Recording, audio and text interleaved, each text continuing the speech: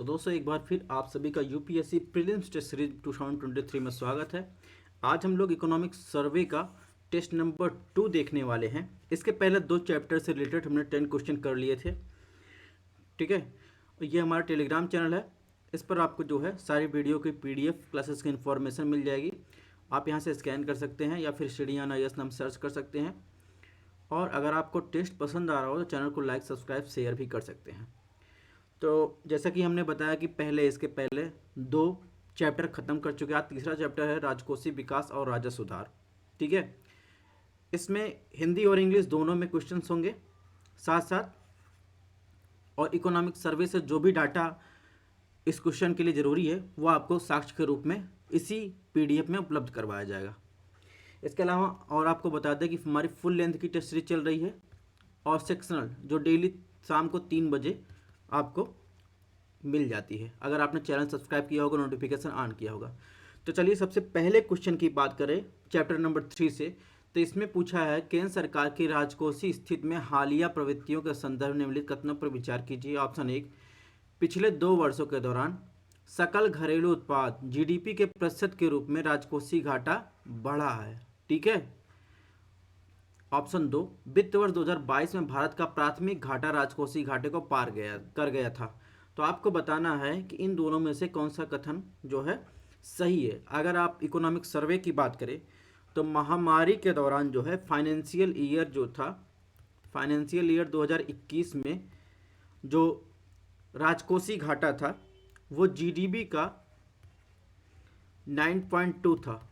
ठीक है, और वहीं फाइनेंशियल ईयर 2022 में जो राजकोषीय घाटा था वो GDP का 6.7% था। ठीक है, यानी यह परिवर्तन जो था ये राजकोषीय ग्लाइड के अनुरूप था। राजकोषीय ग्लाइड क्या है उसको हम आगे देखेंगे। तो आप इस डाटा को देखेंगे, ये डाटा यहाँ पर दिया गया है। ठीक है, इस डाटा को देखेंगे तो इसके हिसाब से जो है राजकोषीय घाटा बढ़ा नहीं है। ठीक है, तो इस पे ऑप्शन 1 जो है गलत होगा। ऑप्शन 2 की बात करें तो वित्त वर्ष 2022 में प्राथमिक घाटा राजकोषीय घाटे को पार कर गया था। तो इसमें भी ये भी ऑप्शन गलत है। क्यों? क्योंकि इकोनॉमिक सर्वे में बताया गया है कि फाइनेंशियल ईयर 2022 में जो प्राइमरी घाटा था या प्राथमिक घाटा था वो GDP का 3.3% था, जबकि राजकोषीय घाटा जो था वो GDP का 6.7% है। तो इस प्रकार देखेंगे तो ये ऑप्शन जो कह रहा है कि फाइनेंशियल ईयर 2022 में प्राथमिक घाटा जो था राजकोषीय घाटे को पार कर गया था, ये बात जो है गलत है। यानी इसमें जो ऑप्शन सही होगा ऑप्शन D जो है सही होगा। ये तो ऑप्शन 1 का आपको प्रूफ दे दिया। अब ऑप्शन 2 का प्रूफ आपको देते हैं। इस चार्ट में देखिए, ये है प्राइमरी घाटा। ठीक है, फाइनेंशियल ईयर 2022 की बात कर रहा है। तो इसमें देखेंगे 2021 में जो प्राथमिक घाटा था 5.7% था GDP का। इसके अलावा जो राजकोषीय घाटा 9.2% था। इसके बाद जब 2022 आया तो उसमें जो है प्राथमिक घाटा 3.3% GDP का, और जो राजकोषीय घाटा वो 6.7% जो है था। तो इस हिसाब से ऑप्शन 2 भी गलत है। ये फिजिकल डेफिसिट क्या होता है, राजकोषीय घाटा क्या होता है, प्राइमरी घाटा क्या होता है, ये इसके बारे में दिया गया है। यानी प्राइमरी घाटा जब फिजिकल डेफिसिट में से जो है इंटरेस्ट पेमेंट माइनस कर देंगे तो क्या आ जाएगा प्राइमरी घाटा। ठीक है, यानी प्राथमिक घाटा।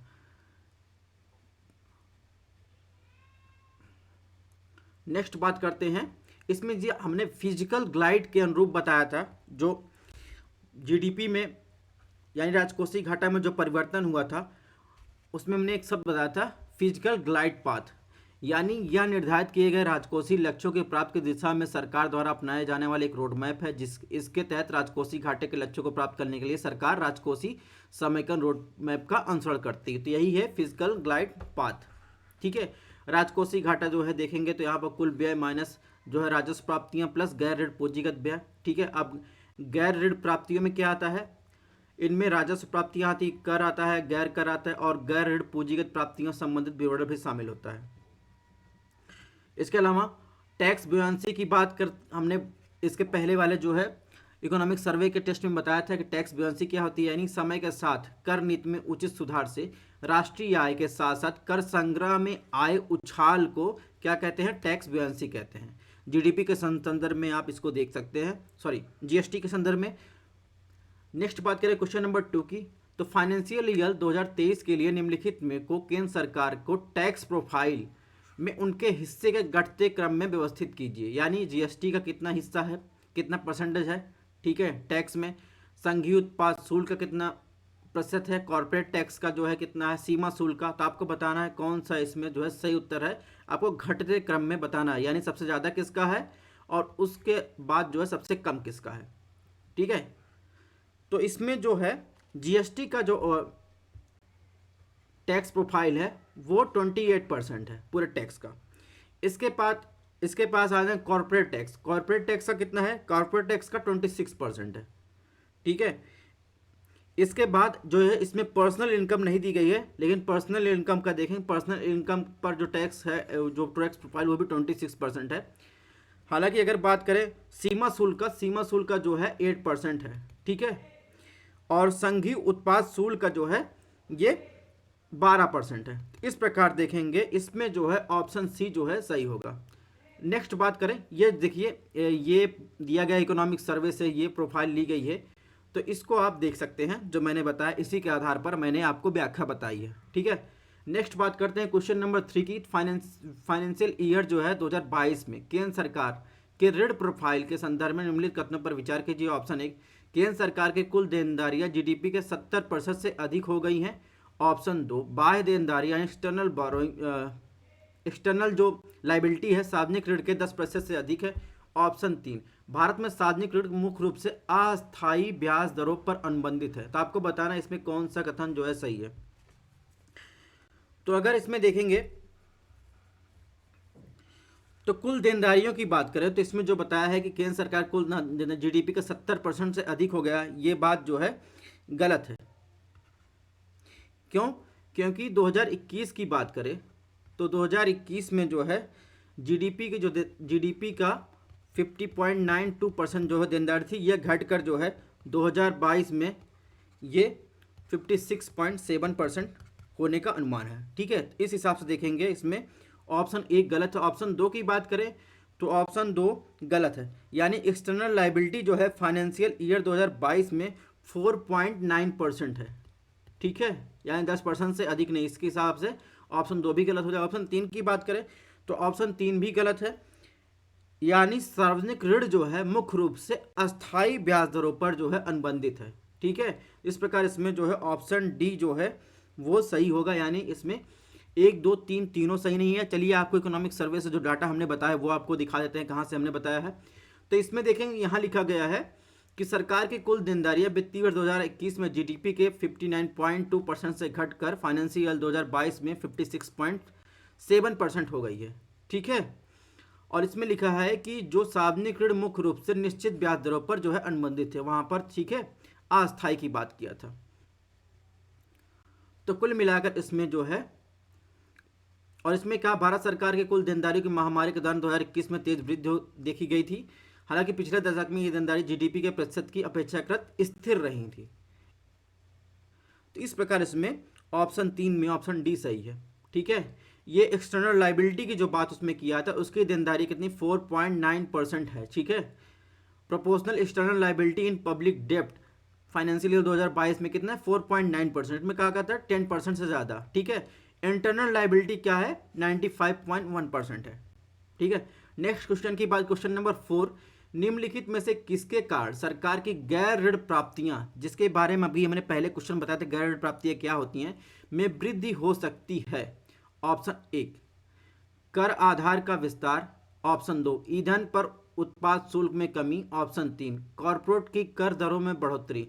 तो आपको बताना है इन तीनों में से किसके कारण जो है गैर ऋण प्राप्तियों में वृद्धि हो सकती है, ठीक है। यानी अगर बात करेंगे तो कर आधार, यानी जो एक्सपेंशन ऑफ टैक्स बेस के विस्तार करने से तो गैर ऋण प्राप्तियों में वृद्धि हो सकती है, ये बात बिल्कुल सही है। लेकिन अगर ईंधन पर जो है एक्साइज ड्यूटी कम कर दिया जाए तो गैर ऋण प्राप्तियों में वृद्धि नहीं होगी। अभी हम आपको बताएंगे गैर ऋण प्राप्तियां होती क्या है, क्यों ये गलत है। ठीक है, ऑप्शन 2 गलत है।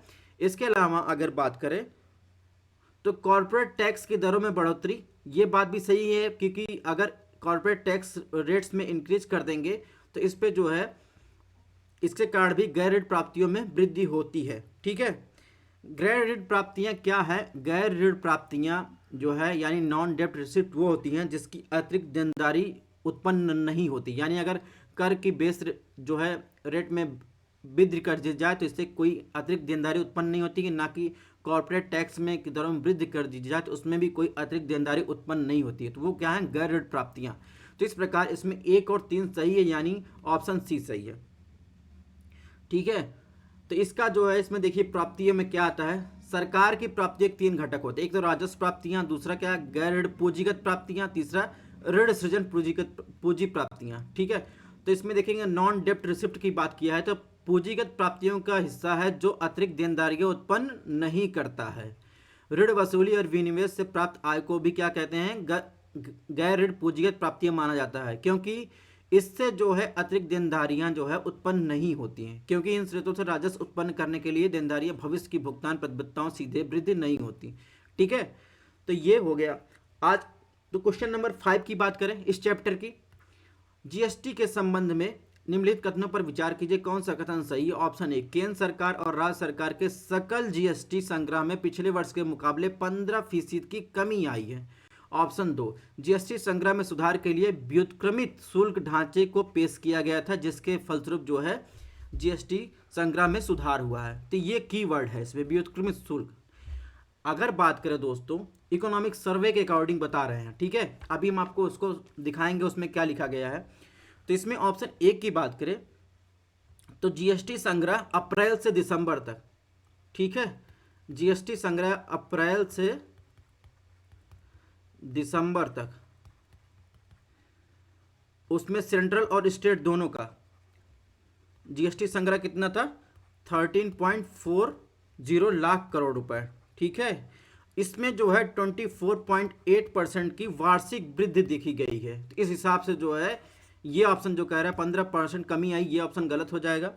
ऑप्शन 2 की बात करें तो इसमें जो व्युत्क्रमित शुल्क ढांचे के पेश किया गया जिसके कारण रिफॉर्म हुआ है, जिसके कारण उसके जीएसटी संग्रह में जो है वृद्धि हुई है, अगर बात करें तो ये व्युत्क्रमित नहीं था बल्कि उसमें जो प्रणालीगत परिवर्तन था 2022 में, उसके फलस्वरूप जो है ये वृद्धि देखी गई थी। इस प्रकार ऑप्शन 2 भी गलत है, यानी इसमें जो है ऑप्शन डी सही है। अब चलिए हम आपको दिखा देते हैं प्रूफ की इकोनॉमिक सर्वे में सेम बातें की गई हैं।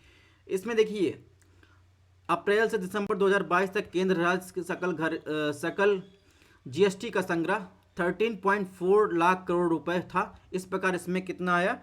24.8% की वार्षिक वृद्धि की गई, जबकि उसमें क्या कह रहा है 15% की कमी। तो इस प्रकार ऑप्शन 1 गलत हो जाएगा। जीएसटी में सुधार हुआ किसके कारण? प्रणालीगत परिवर्तन को ये सुधार का श्रेय दिया जाता है, जिसमें जीएसटी चोरी को रोकने वाले फर्जी बिलों के खिलाफ राष्ट्रव्यापी अभियान चला था।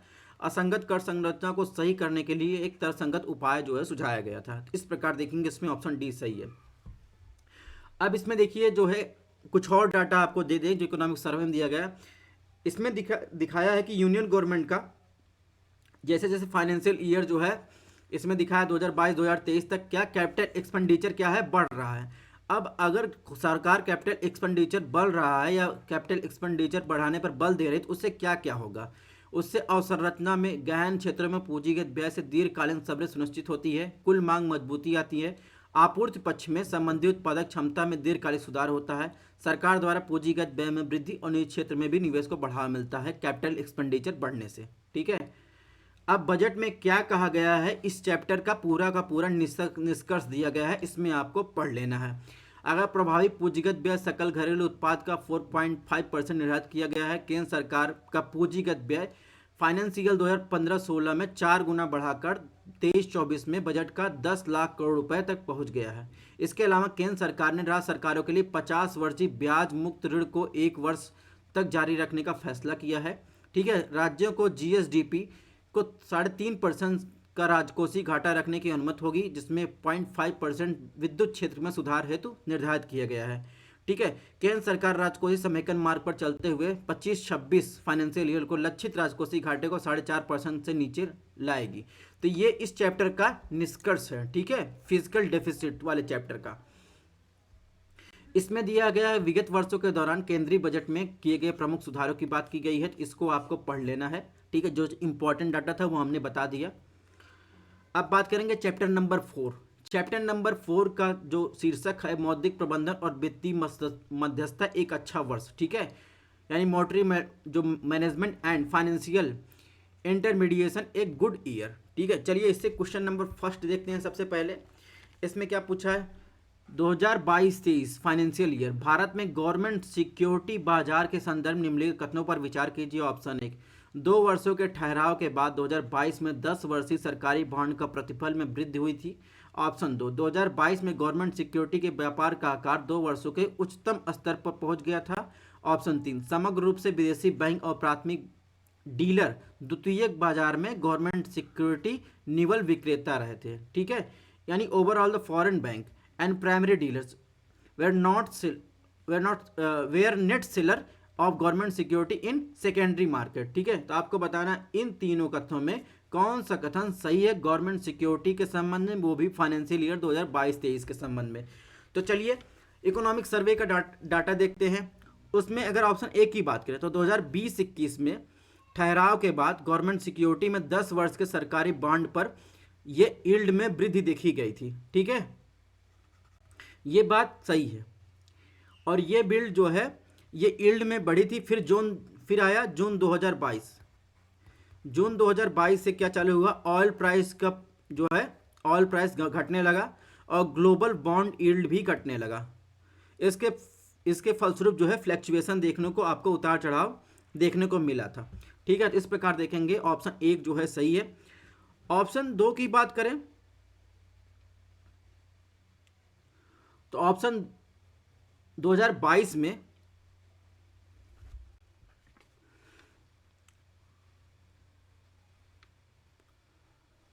गवर्नमेंट सिक्योरिटी व्यापार का आकार 2 वर्षों के उच्चतम स्तर पर पहुंच गया था। इसको देखेंगे तो इसमें जो है ये बात भी सही है। नेक्स्ट बात करेंगे समग्र रूप से विदेशी बैंक और प्राथमिक डीलर द्वितीयक बाजार में गवर्नमेंट सिक्योरिटी के निवल विक्रेता रहे थे। ये भी बात सही है। अभी आपको हम इकोनॉमिक सर्वे का डाटा दिखाते हैं, यानी तीनों इसमें सही है। तो इसमें देखिए ये बॉन्ड यील्ड वाली जो बात की गई है गवर्नमेंट सिक्योरिटी की, तो यहाँ पर जो है 10 वर्षों के बाद जो है ठहराव के बाद 2022 में ये बॉन्ड यील्ड जो है बढ़ा है। इसके बाद जून 2022 के बाद ये देखिए फ्लक्चुएशन होता रहा। क्यों हुआ, क्योंकि ऑयल प्राइस का डिक्लाइन हो रहा है, ग्लोबल बॉन्ड यील्ड भी कमी आने लगी। इसके अलावा यील्ड बढ़ोतरी इसमें दिया गया है। तो यही एज इट इज जो है इसी से क्वेश्चन बना, इकोनॉमिक सर्वे में यही लिखा गया है। नेक्स्ट बात करेंगे कि 2 साल में हाईएस्ट जो है ट्रेडिंग हुआ गवर्नमेंट सिक्योरिटी का। ठीक है, और इसमें 27.7 लाख करोड़ रुपए की फाइनेंशियल 2023 में ट्रेडिंग हुई थी। ठीक है, अब गवर्नमेंट सिक्योरिटी क्या होती है, ट्रेजरी बिल क्या होता है, और इसके अलावा राज्य विकास ऋण क्या होता है, इसके बारे में यहाँ दिया गया है। गवर्नमेंट सिक्योरिटी केंद्र सरकार या राज्य सरकारों द्वारा जारी किए गए व्यापार योग्य लिखित या ट्रेडेबल डॉक्यूमेंट होता है, इंस्ट्रूमेंट होता है। ट्रेजरी बिल क्या होता है, ये भारत सरकार द्वारा जारी अल्पकालिक सरकारी प्रतिभूत होता है। वर्तमान में 3 अवधियां यानी 91 दिन के लिए, 182 दिन के लिए, 364 दिन के लिए, कुल मिलाकर 1 वर्ष से कम के लिए ट्रेजरी बिल जो है जारी किया जाता है। और इसके अलावा राज्य विकास ऋण क्या होता है, ये राज्य सरकार द्वारा जारी दिनांकित सरकारी यानी डेटेड गवर्नमेंट की प्रतिभूत होती है। तो इस प्रकार इसमें देखेंगे ऑप्शन डी सही है। अब इसमें जो ऑप्शन नंबर 3 दिया है उसकी व्याख्या देखें। इकोनॉमिक सर्वे के अनुसार हमने यहाँ से की है। गवर्नमेंट सिक्योरिटी द्वितीयक बाजार, ये शीर्षक था। ठीक है, इसमें लिखा है निवल विक्रेता कौन कौन शामिल थे, विदेशी बैंक और प्राथमिक डीलर। इसके हिसाब से ऑप्शन 3 भी सही है।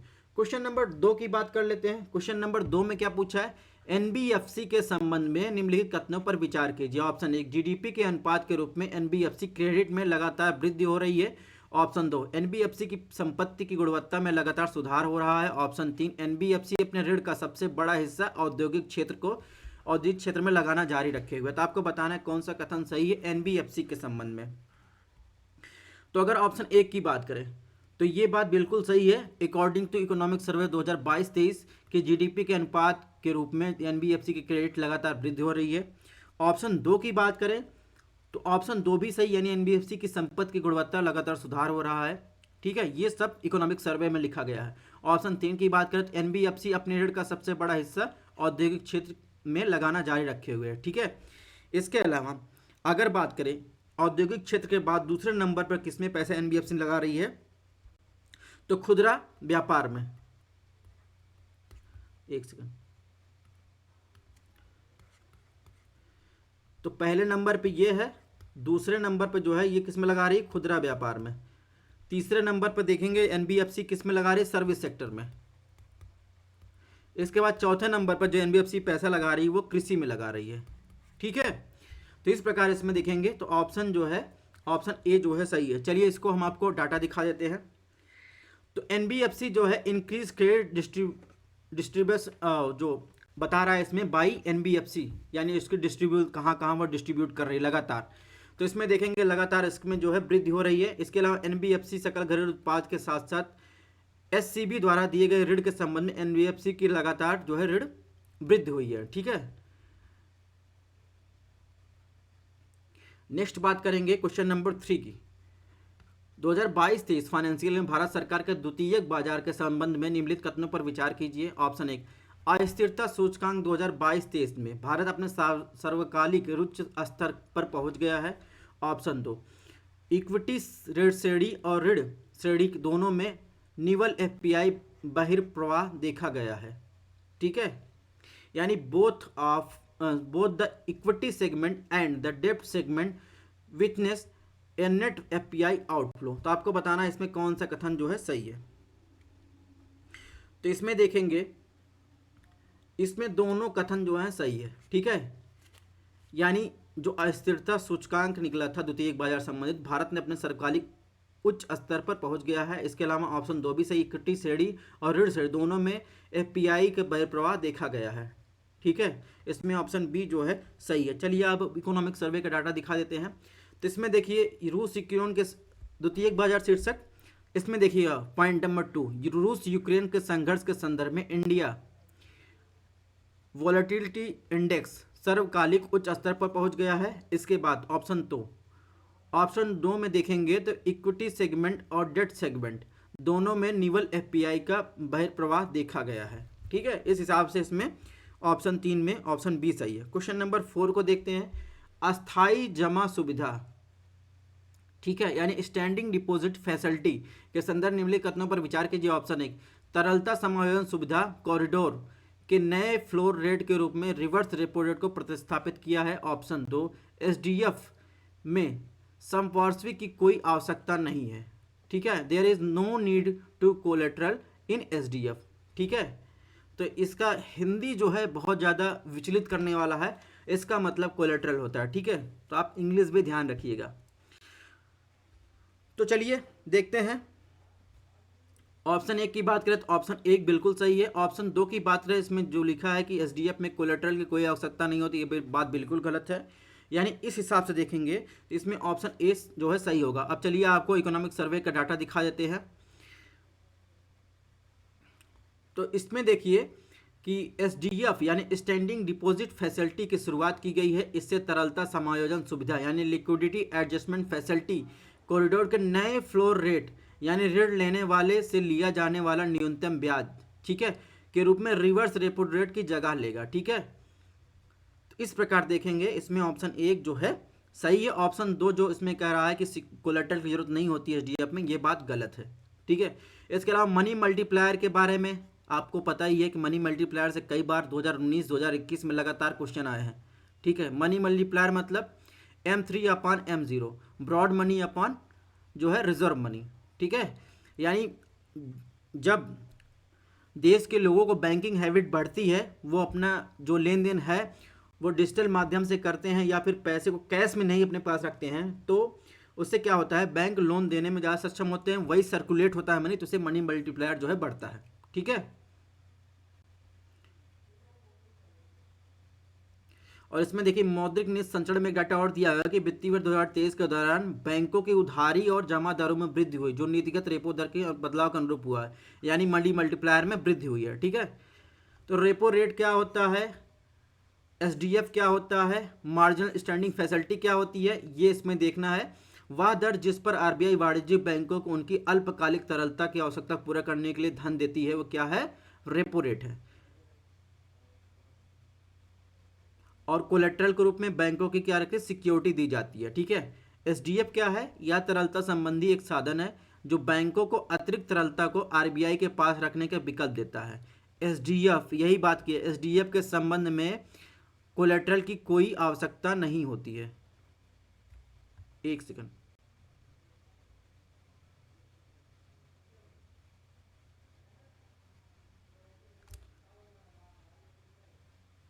इसमें देखेंगे मैं एक चीज करेक्ट कर देता हूं, मुझसे भूल हो गई कि ऑप्शन एक और दो दोनों जो है सही है, यानी ऑप्शन सी जो है सही है। ठीक है। यानी एसडीएफ के संबंध में कोई जो है किसकी कोलेट्रल की आवश्यकता नहीं होती। ठीक है। इसके अलावा मार्जिनल स्टैंडिंग फैसिलिटी की बात करें तो यह वह दर है जिस पर आरबीआई अनुसूचित बैंकों को एक रात के लिए उधार देता है धन। इसमें जो है कोलेट्रल के रूप में सरकारी सिक्योरिटीज जो है शामिल की जाती है।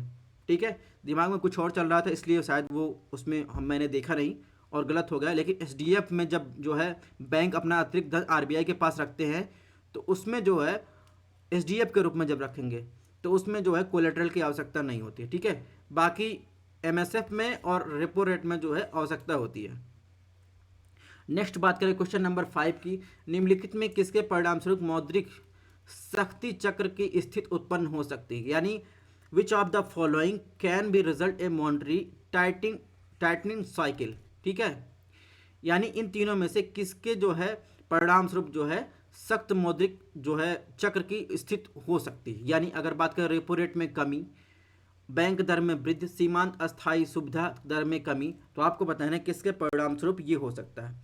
तो अगर रेपो रेट में कमी कर दी जाए, यानी सीआरआर कैश रिजर्व रेशियो में कमी कर दी जाए, तो क्या होगा, यहाँ पर जो है लोगों के पास पैसा ज़्यादा और बैंक ज़्यादा लोन देंगे, तो ये जो है सख्ती चक्र नहीं कहा जाएगा। ठीक है। इसे अकोमोडेटिव जो है साइकिल कहा जाता है, यानी ठीक है।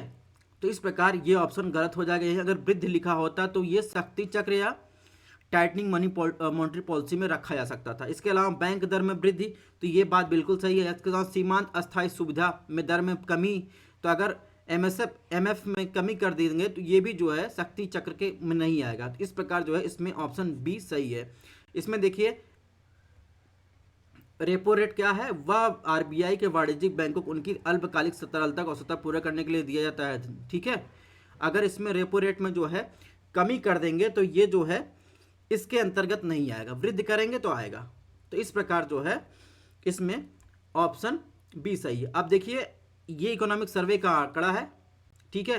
2021 तक अक्टूबर 2000